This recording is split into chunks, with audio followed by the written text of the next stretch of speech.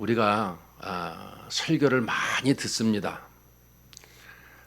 근데 그 설교를 많이 들으면서도 우리가 내가 원하는 하나님의 말씀을 듣기를 원하는데 왜 그러한 하나님의 말씀은 잘 안 들려질까?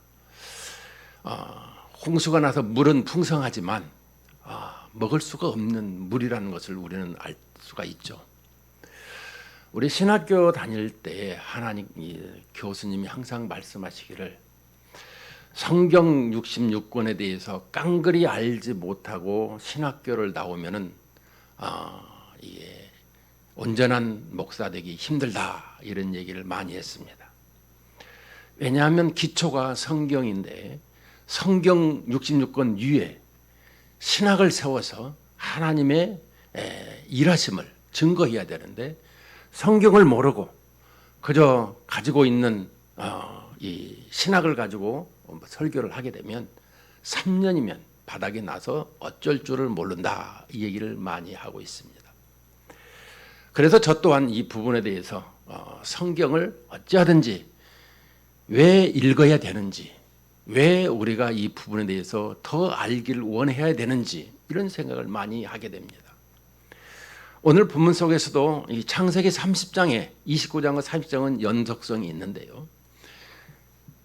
우리는 야곱에 대해서 이렇게 하란 땅에 와서 야곱이 하는 일이 무엇인가? 왜 하나님께서 야곱을 이 하란 땅 라반의 외삼촌 집에 보내었는가라고 하면 거기서 아내를 얻고 또한 자식을 낳게 하는 것을 하나님은 계획을 가졌던 것을 볼 수가 있습니다. 하나님의 은혜를 체험하게 되죠. 외삼촌 라반에 가게 될 때에 그는 28장 13절로 15절에 보면 사닥다리로 말미암아 사닥다리 언약으로 말미암아 하나님을 만나게 되고 그 하나님의 은혜로 충만하게 되어서 베델이라고까지 이름을 지은 것을 볼 수가 있습니다.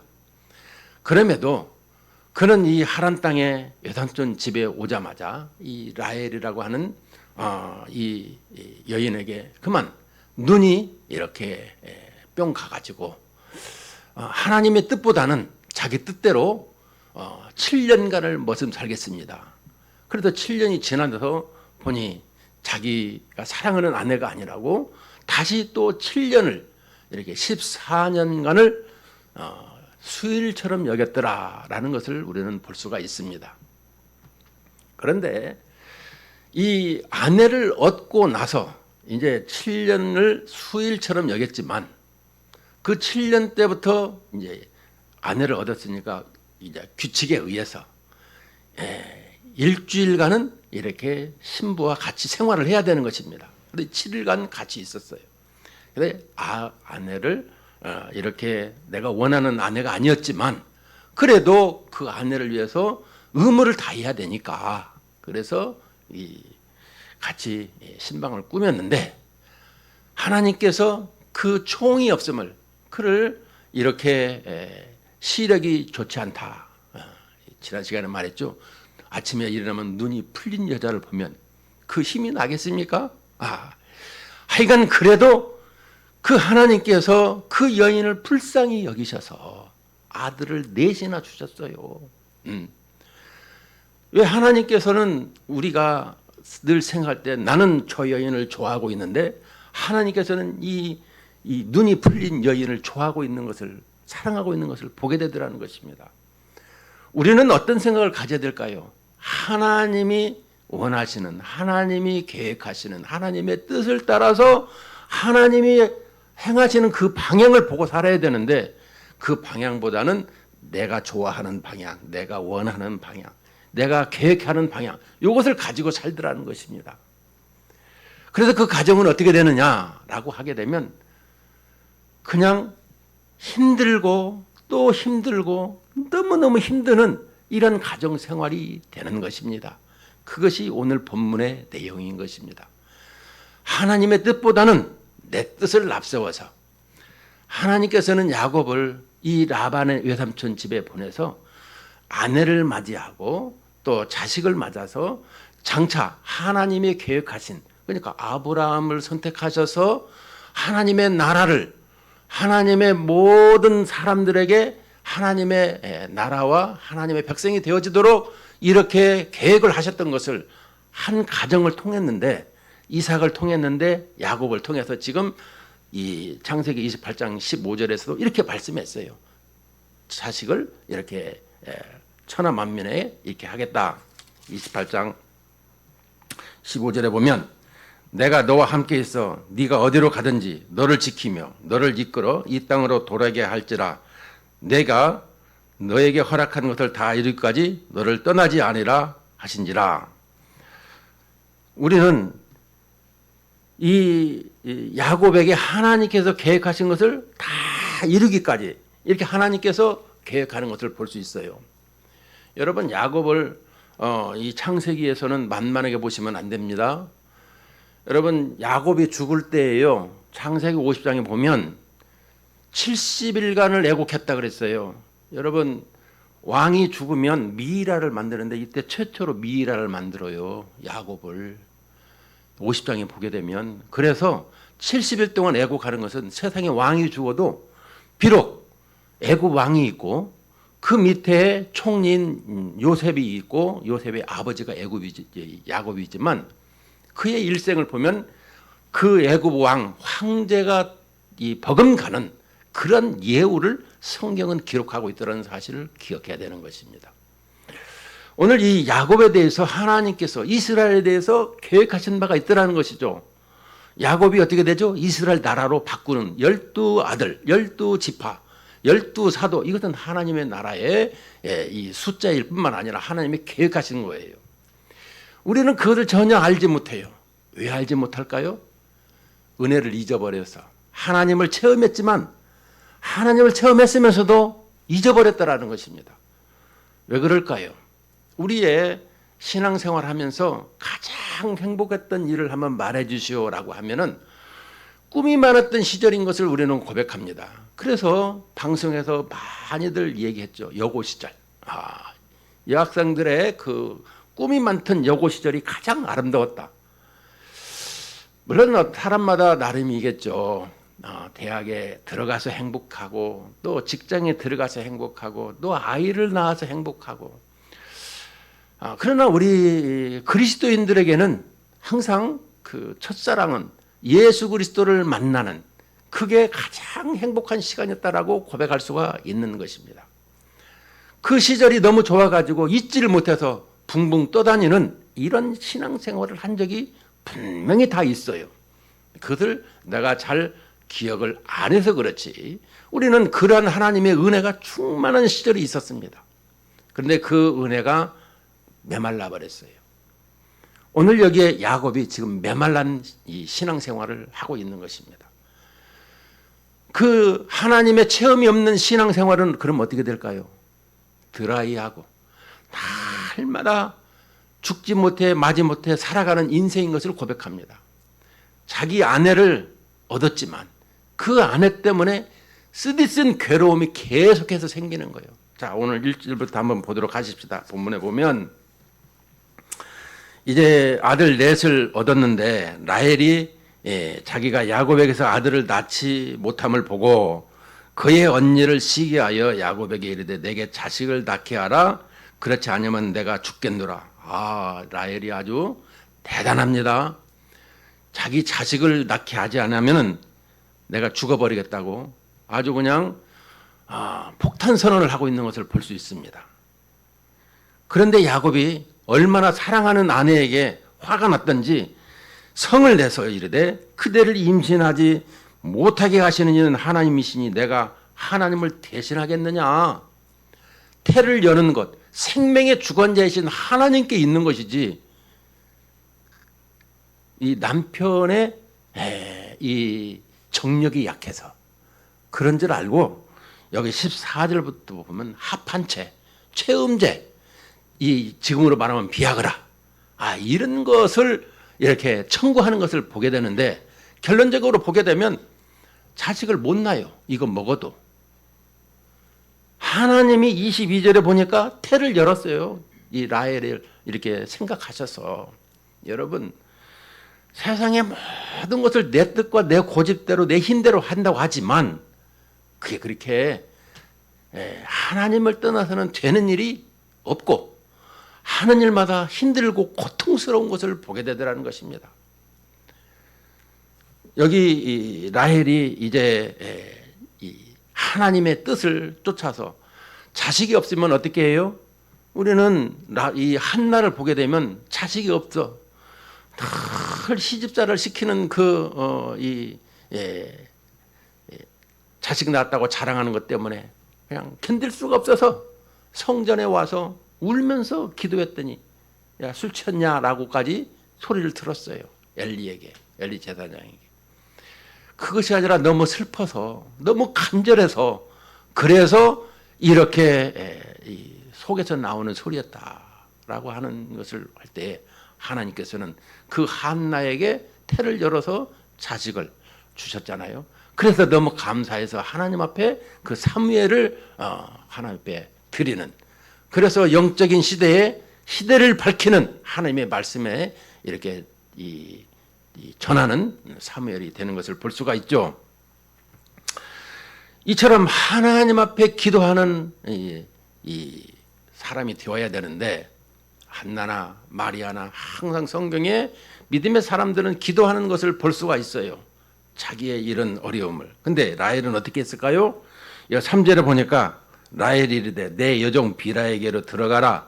그가 아들을 낳아 내 무릎에 두리니 그러면 나도 그로 말미암아 자식을 얻겠노라 하고 그의 시녀 비라를 남편에게 아내로 주매 야곱이 그에게로 들어갔더니 비라가 임신하여 야곱에게 아들을 낳은지라. 라헬이 이르되 하나님이 내 억울함을 푸시려고 내 호소를 들으사 내게 아들을 주셨다 하고 이로 말미암아 그의 이름을 다니라. 여기에 각주 2번이 있는데요. 내 억울함을 푸셨다. 아니 자식을 이렇게 못 얻은 것에 대해서 언니하고 시기하고 경쟁하는 이런 모습을 가져서 내 억울함을 푸셨다. 우리는 좀 지나서 다다음 장에 보게 되면 알지만은 이 하나님의 베델로 올라갈 때 그 우상을 많이 섬긴 것을 볼 수 있어요. 특히 라헬은 이 드라밈이라고 하는 이 점치는 것을 아버지 것을 훔쳐오는 것을 또 볼 수 있어요. 하나님을 믿는 것이 아니라 세상에 가지고 있는 것을 의지하고 우상을 의지하는 이런 신앙을 볼 수가 있다는 것입니다.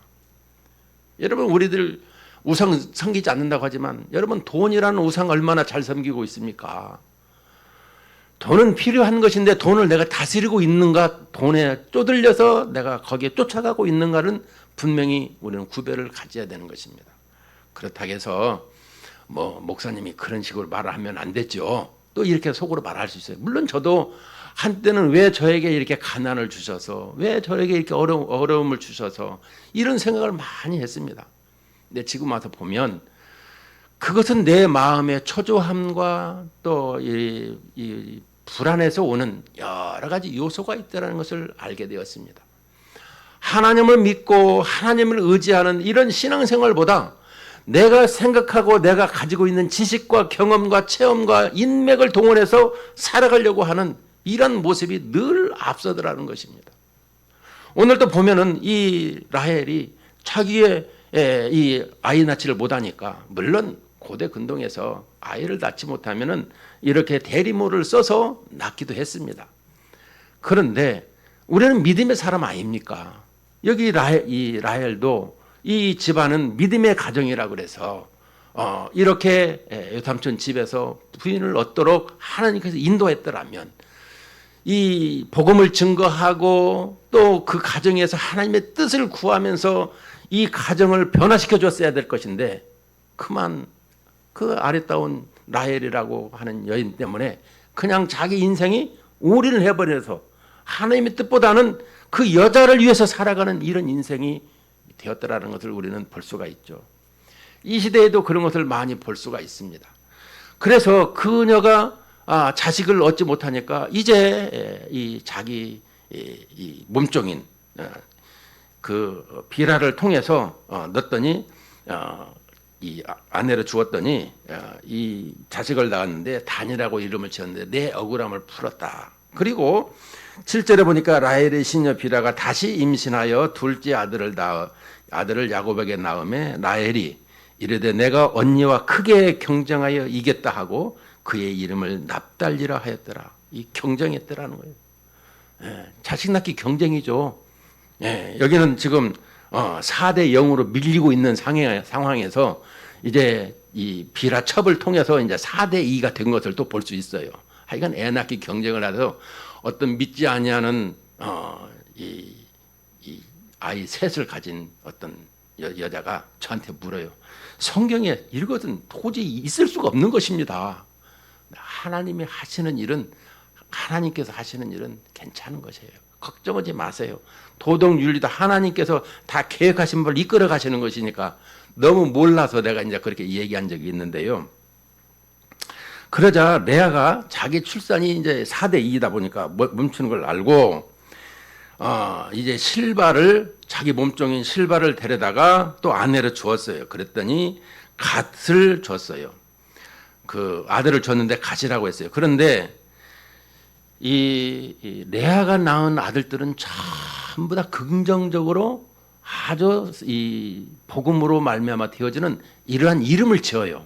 근데 라헬은 끝까지 이름을 다 좀 욕심을 가지는 시기심을 가지는 이름을 지어요. 르우벤이라고 할 때에 보게 되면 보라 아들이라 또 이 시몬이라라고 하면은 들으심이다. 그의 이 자기의 사랑을 받지 못함을 하나님이 들으심이라. 또 레이라고 할 때 세 번째 아들을 주셨을 때는 이제 연합함이라. 이제 이 주님과 이 남편과 연합함으로 낳았다. 그래서 이제 네 번째 아들은 유다라 했는데 이 하나님을 찬송하는. 그러니까 자기는 이렇게 남편의 사랑받지 못함을 이렇게 자기 자식을 통해서 이름을 이렇게 긍정적으로 높이고 있는 사랑하고 있는 것을 볼 수가 있어요. 근데 이게 유다라고 할 때에 찬송하려로다. 우리는 유다 지파를 통해서 예수 그리스도가 오시는 걸 볼 수가 있죠. 근데 라헬은 처음부터 억울함을 푸셨다. 경쟁해서 이겼다. 그리고 이제 레아가 다시 하나님께서 태를 여셔서 갓이라고 이름을 지었는데 갓은 뭐예요? 복됨이다라고 하는 것을 이름을 지었어요. 레아가 이르되 복되도다 하고 그의 이름을 갓이라 하였으며 또 13절에 레아가 이르되 기쁘도다 모든 딸들이 나를 기쁜 자라 하리로다 하고 그의 이름을 아셀이라. 또 이렇게 기쁨이다. 복되고 기쁨이라고 하는 이런 이름을 이 레아는 자꾸 긍정적으로도 이름을 지었습니다. 그런데 14절에서 보면 이제 이렇게 이제 6대 2가 됐습니다. 자, 그러면 이제 이 14절부터는 이 합한채 얘기가 나옵니다. 자기 엄마가 사랑받지 못한 것을 이 루벤이 좀 보고 들은 것 같습니다. 그러니까 합한채를 어머니한테 가지고 왔는데 그 소식을 들은 이 라헬이 그 합한채를 좀 달라고 하는 것을 볼 수가 있어요. 근데 합한채가 이렇게 식물인데 이게 남녀 이렇게 합쳐진 포개진 이런 모습으로 있는 것입니다. 근데 뭐 이렇게 들리는 뭐 체험자라고도 하지만 실은 하나님께서 그 모든 생과 사를 주관하시는 분이라는 것을 우리는 기억을 해야 되는 것입니다. 하나님의 계획하시는 것을 하나님이 이끌어 가시는 것을 그 사람의 건강, 그 사람의 모든 이게 수명, 그 사람의 이런 일 이런 것도 다 하나님께서 이끌어 가시는 것을 볼 수가 있죠.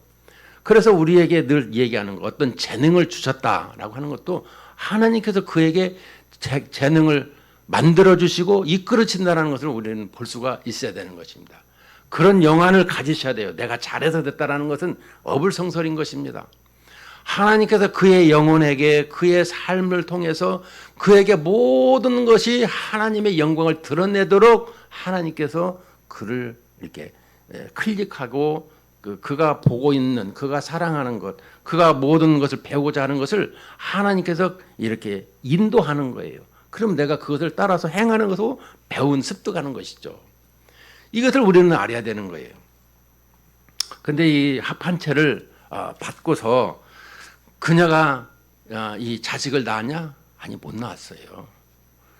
그래서 이 17절에도 보면 레아가 소원을 들으셨으므로 그가 임신하여 5째 아들을 야곱에게 낳은지라. 그래서 이사갈, 스불론 이렇게 또 디나까지 이렇게 낳게 되는 것을 볼 수가 있어요.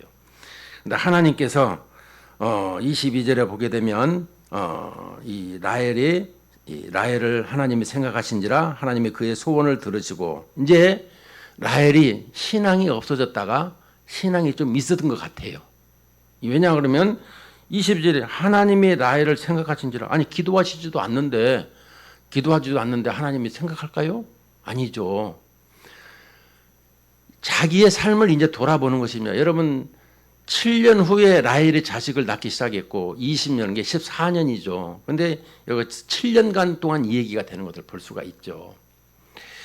그가 이제 이 자식을 낳고 보면은 이사갈과 스불론과 요셉을 낳는데, 이 라헬은 요셉을 낳는데 요셉은 더하시기를 원하노라. 참 욕심도 많죠. 계속해서 나는 자식을 많이 낳아야 됩니다. 그런데 이 요셉은 어떤 분이십니까? 성경에서 이 10아들보다 더 훌륭한 일을 하는 것을 볼 수가 있어요.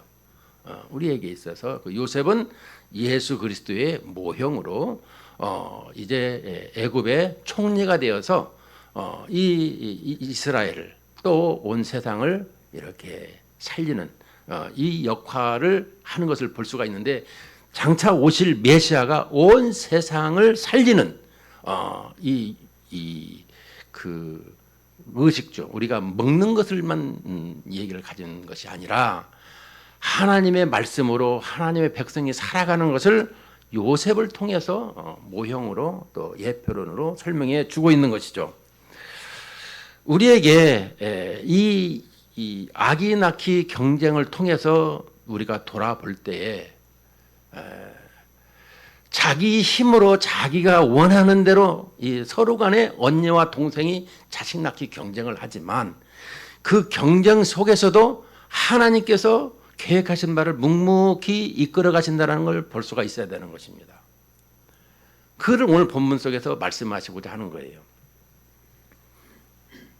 요셉을 이렇게 하나님이 허락하여 주시고 그 다른 아들을 내게 더하시기를 원하노라라고 해서 이제 요셉을 낳았는데, 그의 삶을 보게 되면은 우리는 예수님이 오해라고 알고 있는데, 우리의 삶이 다시 한번 생각해 볼 때에 여러분 복음을 우리가 어떻게 이해를 하고 있습니까? 예수 그리스도에 관한 이야기를 지금 하고자 하는 것인데, 이 본문 속에서 예수님의 이렇게 오는 모형을 야곱을 통해서, 요셉을 통해서 이렇게 말씀하시고자 하는 내용인데, 그 내용은 이런 것이죠. 우리가 빌립보 교회를 보게 되면은 그 교회는 여자 성도들이 세웠죠. 루디아를 통해서. 그런데 유오디아와 순두계라고 하는 아주 막강한 이 여성들이 있었어요. 그래서 싸움을 하게 된 것을 볼 수가 있죠. 그래서 사도 바울이 감옥에서 편지를 하게 되는 것입니다. 교인들이 생각할 때, 거 봐라, 바울이 그러니까 감옥에 가지. 이에 우리가 이 세상 만났어. 우리가 이렇게 이 교회를 이렇게 바울 선생이 없으니까 우리가 새롭게 이 교회를 세워가서 이끌어 가보자. 이렇게 마음을 먹었어요. 근데 바울을 사랑하는 이 사람들은 우리 바울 선생이 없으니까 우리가 더 열심히 해야 되는 건 아니겠냐. 이렇게 해서 둘이 이렇게 생각하는 바는 다르지만 똑같이 교회를 사랑하고 복음을 위해서 살아가는 이런 모습을 가지게 되죠. 그래서 바울은 이 부분에 대해서 말을 하죠. 뭐 시기나 또 여러 가지의 이게 분냄이나, 그러나 복음을 위해서 하는 것은 똑같은 거라 그렇게 이렇게 서로 다른 계획을 가지고 하지만 복음으로 말미암아 된 것은 하나를 이끌어 간다는 것은 좋은 것이다라고 이렇게 긍정으로 평가하는 것을 볼 수가 있습니다. 우리 신앙생활에서 이런 것이 돼야 되는 것입니다. 내 삶 속에서 주님을 위하고 주님의 나라를 위해서 살아가는 이런 모습이 그 미워하고 시기하고 이런 것이 있지만 그 모든 것이 결론적인 것은 주님의 나라를 위하는 이런 모습이 되어야 된다는 것입니다. 우리는 자기 유익만 쫓으면 안 되는 것입니다. 내가 사는 목적이 무엇을 위해서 살아가는 것인가, 이게 분명하게 있어야 되는 것입니다. 우리는 하나님께서 이 세상을 창조하시려고 할 때 왜 창조를 했는가? 하나님의 자기 나라를 세우시고 자기 백성을 가지시려고 하고 그 자기 백성이 이 지구라는 이 하나님의 나라를 우리 6일 창조 때 이 부분을 분명히 가질 수 있어야 되는 것입니다. 여러분, 태초에 하나님이 천지를 창조하시니라 이렇게 하는데, 이 창조, 태초에 하나님이 천지, 하늘과 땅을 냈을 때 첫날에 이미 하나님께서는 모든 걸 다 완성을 하신 상태에서 6일의 재정비 창조를 이렇게 하는 얘기를 하고 있는데, 그 정비 창조 하나님의 능력이 부족해서 그런 것이 아니고 6일을 시간이라고 하는 24시간을 활용해서 이 부분을 해야 우리 인생에 살아가는 것을 설명해 주고 있는 것입니다. 그리고 그 첫째 날에 하나님이 만들 때에 천지, 하늘에 있는 보이는 것, 보이지 않는 것, 모든 것을 만드는, 그래서 천사들도 만들었더라 첫날에 이렇게 설명을 하는 것이죠. 우리는 하나님의 그 계획을 잘 이해할 수 있어야 되는 것입니다. 그래야 내가 신앙생활을 바로 할 수 있어요. 우리는 불교에서 말하고 힌두교에서 말하고 모슬림에서 말하는 이런 종교의 구원관을 가지고 있을 때가 많이 있어요. 그러나 창조론과 우리에게서는 그 죄로 말미암아 어두워진 인생들에게 예수 그리스도로 말미암아 구원을 받게 하시는, 창조가 하나님께서 창조하셨지만은 그 창조의 잘못된 것, 이 사탄의 꼬임의 유혹으로 하나님의 백성이 반역하는 이런 사건, 그래서 창조 타락 또 구원 회복, 이 부분을 우리에게 분명히 가질 수 있죠. 그래서 하나님의 그런 큰 뜻을 우리가 알고 발견하고 또 실행하는 이러한 삶을 살아야 되는 것입니다. 그런데 하나님의 뜻과 계획과는 거리가 멀면은 살기 힘든 것입니다. 요즘 방송에서도 언젠가 그러더라고요. 대통령이 바뀌면 대통령이 그 무엇을 시행하고 원하는지 거기에 정책에 발맞추면 내가 사업이 잘 된다. 뭐 삼천리 자전거다. 무슨 뭐 도로 뭐 구획이다. 여러분, 세상도 이런 것을 성경에서 응용을 가지고 있는 것은 하나님께서 이 세상을 계획하시고 우리에게 하나님의 백성으로서 또 살아가라고 하는 그런 것을 다 가르쳐 주셨더라면, 그 하나님의 뜻을 쫓아 살면 하나님께서 우리에게 복을 안 주실 수가 없어요. 주셔야만 된다니까. 하나님이 그렇게 약속을 하셨기 때문에 이것을 우리는 늘 가지고 살아야 된다는 것입니다. 하나님의 뜻보다는 내 뜻이 강해서 내가 힘들고 고통스러워하는 거예요. 우리는 돌이켜볼 줄 알아야 되는 것입니다. 내가 하나님의 은혜를 받고 체험했던 시절이 언제였던가? 왜 나에게 이런 영적인 어둠이 있는 것인가? 우리는 이것을 잘 알아야 된다라는 것입니다. 우리는 하나님께 택함을 받았어요. 분명히 하나님의 택함을 받고 여기까지 왔어요. 그럼에도 그 하나님의 일을 이렇게 감당하기보다는 내 생각과 내 의지를 쫓아서 살아왔던 것을 볼 수가 있습니다. 그럼 어떻게 되죠? 자식들이 말을 안 들으면 매를 벌고 있구만. 그래, 너 좀 못해서 보자. 그러다가 어느 날 매타작을 하는 걸 보죠. 하나님도 이와 똑같습니다. 우리에게 하나님의 자식으로 우리에게 이제 칼빈의 5대 교리에서 보게 되면 그렇죠. 우리를 끝까지 견인하는 이런 모습. 하나님의 백성이 어디를 가든지 하나님은 절대 우리를 이렇게 내버려 두지를 않습니다.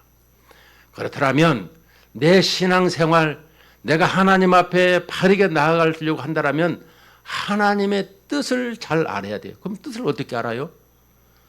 기도, 기도 좋죠. 근데 말씀과 기도가 함께 가야 동전의 앞뒷면이 되지, 이렇게 불러불러 기도만 하게 되면 또 뭔가 또 잘못돼요. 또 말씀만 하다면 또 뭔가 또 잘못돼요. 우리는 말씀을 한 장을 읽고 한 시간을 읽으면 기도를 한 시간 하면 되는 것입니다. 이렇게 분량을 갖게 가면 되는 거예요. 그런데 그냥 성경은 대충 내가 알고 있으니까 기도만 하면 돼. 아니에요. 하나님은 우리의 일거수일투족을 다 알고 계세요. 보고 계시고 있고요. 우리 생각도 알고 계세요. 그렇다면 하나님이 가르쳐 주신 대로, 하나님이 원하시는 대로 그 뜻을 쫓아 행하는, 순종하는 이런 모습이 되어야 된다는 거예요. 오늘 30장에서 결론적인 것은 뭐겠습니까? 하나님이 계획하신 바는 그래도 묵묵히 이끌어 오시는 것을 볼 수 있어요. 자식을 낳고 또 그가 이제 돌아오는 이런 모습을 보게 되죠. 다음 장에도 보면. 그런데 우리는 자식을 낳을 때 하나님의 뜻보다는 내 뜻을 앞세우면서 낳은 이런 모습, 그리고 이 인간적인 방법을 너무나도 이렇게 내놓는 것을 볼 수가 있는데요. 우리는 이 모든 것이 하나님을 떠난, 하나님의 은혜 체험을 저버린 그런 것이었다라고 설명을 해주고 있는 것입니다. 그러므로 내 신앙이 다시 회복되어지고 내가 신앙이 다시금 하나님의 뜻을 쫓아 살아가려고 하는, 하나님이 나를 택하셨어요. 이제부터는 하나님의 손길을 더욱더 의지할 것입니다. 라고 한 이런 간절한 이런 소망과 또 그 실행이 있어야 되는 거예요. 항상 말 따로 행동 따로가 아니라 언행일치가 되어지는, 그래서 하나님의 은혜로 결말을 맺는데 우리 인생은 나는 행복자로다라고 하는 이런 그 하나님의 은혜로 말미암아 되어진 삶이라는 것을 고백할 수 있어야 되는 것입니다. 우리는 하나님께 시선을 모으다 보면 이 세상에 주지 못하는 모든 이런 행복이 충만해집니다. 진짜예요. 여러분 하나님께만 시선을 한번 모아보세요. 오늘 이렇게 하나님의 1시간 예배, 설교 30분 설교에 집중하고 하나님의 은혜를 사모하고 갈급한, 그저 목마른 사람이 헐떡거리는 것처럼 우리가 하나님의 말씀에 갈급하고 하나님의 은혜에 갈급하는 이런 모습으로 들을 때 내 영혼이, 내 이 모든 것이 녹아내리는, 그래서 하나님이 체험하는 이런 그 뜨거운 불을 받는 이런 시간이 주일마다 항상 새로워져야 되는 것입니다. 우리는 날마다 새날을 원하고 새날을 살아간다고 할 때마다 우리 영안이 열리고 우리가 주님과 함께 할 때 새날이 되는 것입니다. 이것을 기억을 해야 되는 거예요. 그래서 우리는 결론적으로 오늘 보게 되면 내 인생과 운명은 믿음을 가지고 견디고 털고 일어나는, 그래서 해같이 빛나는 얼굴로 이렇게 믿음에 충만하고 부요한 이런 우리의 일상으로 삶이 되어가는 삶이 되시기를 주님의 이름으로 축원하고 축복합니다.